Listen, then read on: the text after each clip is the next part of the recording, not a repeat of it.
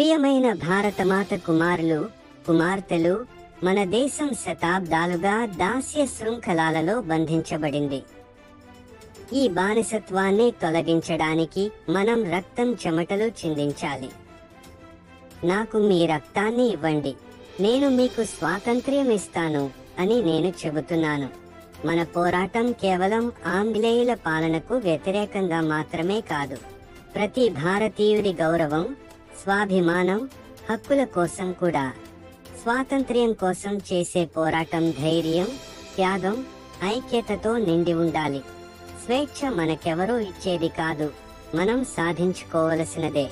ప్రతి యువకుడు, ప్రతి యువతి ఒక యోధుడిలా మారి దేశం కోసం తమ శక్తి, సమయం, అవసరమైతే ప్రాణం కూడా అర్పించాలి. మన కోసం మనం చేస్తే అది కేవలం కర్తవ్యం, కానీ దేశం కోసం మనం చేసే ప్రతి త్యాగం పవిత్రమైన యజ్ఞం. ఈ యజ్ఞం ద్వారానే మన భవిష్యత్ తరాలు స్వేచ్ఛగా, గర్వంగా, సమానత్వంతో జీవించగలుగుతాయి.